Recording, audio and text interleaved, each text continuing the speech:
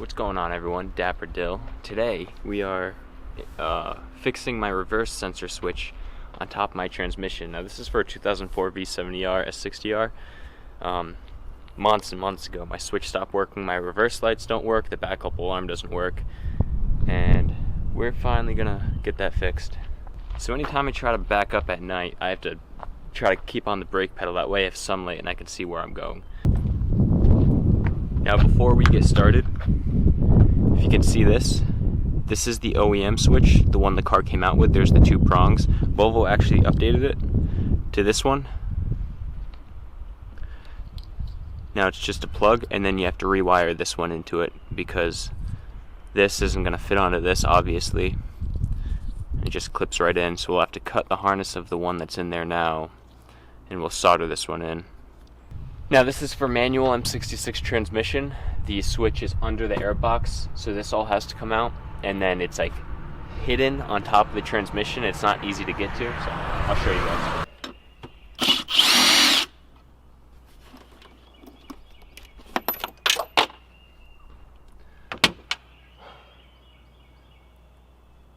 Those are two bolts drop down into the engine bay that we have to try to recover now.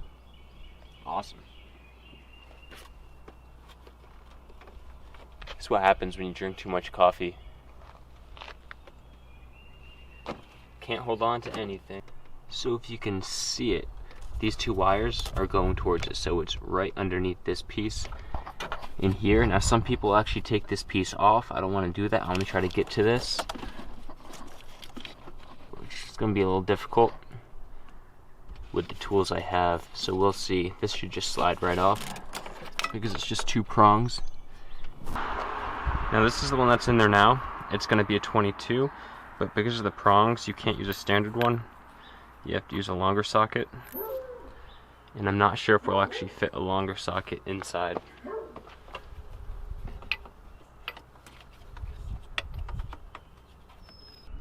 Alright, we have a whole lot going on right here. I'm going to see if this works. Alright, so we're going to go ahead and push this pin out, take this top piece off. That way we can get to it with an adjustable wrench. Alright, so it's much easier if you can get this pin out and get this off. And then we'll just take a 22mm wrench, screw it off, get it off. So this project was started on Saturday. The parts stores I need to go to are closed until Monday, so today's Sunday, and we're gonna get the car lifted up. It's now in the garage, and we are going to try to track and follow where these shift cables go to, get them pulled out. That way tomorrow we can go get the part, get them easily put right back in, and get this car going again. Now you can see that just sheared right off, and zip ties were holding that together and some glue. That top plate isn't on there right now, but I also broke this piece when I pulled it off, so the new cable will replace both of these, and these should go up under, obviously, to the shift knob shifter, which isn't too hard to take apart. This all comes apart pretty easily. This piece pops off, and then this plastic piece pops off, and then there should be a couple screws, and it all just comes right out. I've done it before. And we'll just get the car jacked up and see where it goes through underneath and get it all pulled out. So just use a plastic trim tool around the edges, and it should pop right off. You can pull it out. There's a couple of clips right here you should be able to push up on, and it pulls up.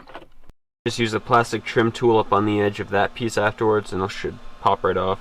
It's dark in here, so I'm trying to hold this light in the spot where it's easy to see.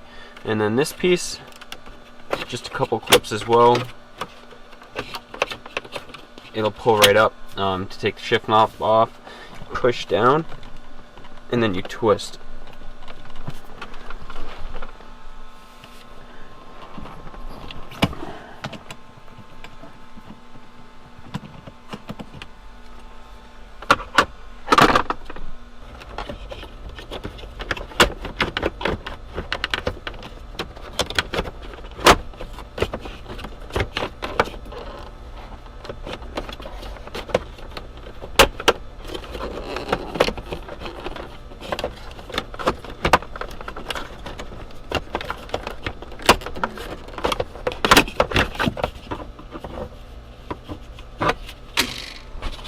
Alright, so it looks like the cables, got one right here that goes underneath, and then another one on the left side right here. And I'm actually not sure how easy that'll be to get out. Alright, so as you can see, we got the center console pulled up. Couple bolts in here, and then a couple in the actual center console stuff holder itself. The coin holder comes out, and then this piece should slide right out, and that exposes the two bolts. You undo those. There's a couple side panels here with like a flathead plastic piece you unscrew. You get at both of those, they slide backwards, they pop off, so it should expose all of this. That leather boot on the handbrake should slide right off, and then we could finally get to this. We got one cable popped off, the other one's underneath, so I can't get to it, which is why we need to take the center console out. It makes it a lot easier to get to everything, and then we'll pop it off of here, and then we'll lift the car, get under it, and find out where they go, where they need to be pulled through. I absolutely hate working on inside of a car, like the interior. It's awful, there's no room. I put my hand somewhere, got a hair comb through my nail, started bleeding on things, delayed the process a little bit, but we're getting there. It'll be ready to go for when we get the part tomorrow. Alright, we're making progress. These are just a couple clips. Use a screwdriver, a flathead, to pop them out and then push them up, and they come off this. The lighting in here sucks. I had to open my sunroof just to get more lighting, plus my flashlight. But now we're going to lift the car up, go underneath, and see where these cables come out through. It's a fun project. Not actually. This sucks. A little hard to see, but the two cables run underneath the gas pedal, so you need to pull the carpet back to get to it, and then it's two 10mm bolts that come out, and that removes the rubber piece that holds them in. It's hard to see right from this. It's a dark spot, but it's right in there. You can kind of see it between the two pedals. I can't fit my camera under here with me, so you guys are staying out there.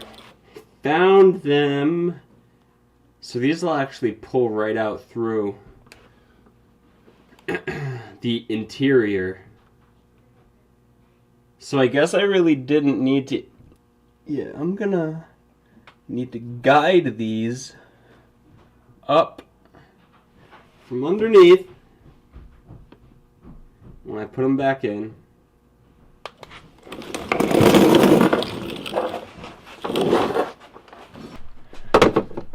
So what we need to do is pop them off those metal brackets, and then we should be able to just pull them through from the inside of the car.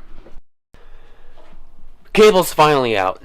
That was a pain in the ass. Now hopefully FCPR lets me pick up a new one tomorrow, or else I'll have to wait a few days and I'll be without my car, which makes me sad. From putting the car on jacks, it made it so this door could only open this far, which is why I have that on a vice grip. I was leaned across the entire center console all the way to the driver's side, trying to pull the cables out, because this pole is in the way of me even getting remotely close to getting into the car through the driver's side. And I disconnected the battery and didn't roll the windows down. So I don't even know if that would matter. I don't think I could reach from leaning over. So passenger side's going to be the best bet for when we install this. But hopefully everything goes in easier than it came out. I guess that's always the hope when working on cars. Taking it out being a learning experience, and now realizing how it goes in, or how it came out, should help me figure out how it goes back in, which should make it smoother now that we know what we're doing. Honestly, the most difficult part was actually getting the cable out, but that's just because the awkward positions we were in trying to get it out. And the center console's in a billion pieces, but that's all like plastic that snaps together. That's super easy. So we'll go to Milford FCP Euro tomorrow. Thank God I live in Connecticut. Get the part, get here, get the car back together, and ready to go. It's finally here. Now we just need to try to feed this through. The plate that goes on top in this very dark space you can't see is not here. is getting worked on and modified. That way this piece fits into it because it's different. It actually looks like, it looks like the ball, oops. It actually looks like it's meant for a ball too, so maybe it doesn't even need to be modified because it's different than the previous one. But we're gonna see if we can feed this through, get it ready for later, for when we can actually hook it all up. It's probably gonna be a pain in the butt, but we'll see. This is the piece I broke off when removing it, and this is what the upgraded one looks like. It's a lot different. I think it would still fit on the ball without any modification though. And then this is the one that was broken when I bought the car. And this is what that's supposed to look like. Nice and clean, new part. We'll get it in. Hopefully no problems. Won't be getting a lot of video of this getting actually installed just because it's a pain in the butt, but I managed to get it through the center console to where these need to be. Now the other half just needs to make it through the firewall. It routes underneath and to the left of the steering shaft and then up, so I'm gonna wait until I have a little help to do that because it'll be tricky. But I'll see you guys when it's installed. That wasn't too bad. We actually kind of redesigned how the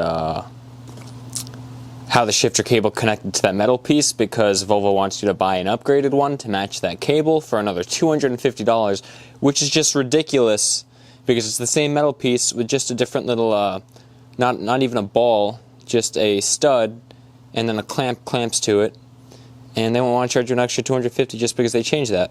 But you'll see, I'll put the picture up, it'll be in the thumbnail what we did. We actually straight bolted the shift cable on and it works great. Hopefully it'll last. So this was our reverse switch, kinda how to, turned into how to do that, and an entire shift cable. I'm not going to put together any of the center console right now. I'm going to go clean that, vacuum everything up. But right now the car is good to go, good to drive. I'm happy how that turned out, despite not going as well as I wanted it to. The audio of this video is probably not the best. I was recording, my camera setting volume was messed up. But now we're recording with the Rode Mic Go to see how this sounds. So this ending might sound a little bit different, hopefully better than the rest of the video. I appreciate all you guys for watching. Stay up to date with more Volvo content, more how-tos as I continue to break my Volvo. We're going to keep putting together that 2.3 turbo for my car. And subscribe, hit the notification bell to follow along with this V70R build. I hope you all enjoy your quarantine. Goodbye.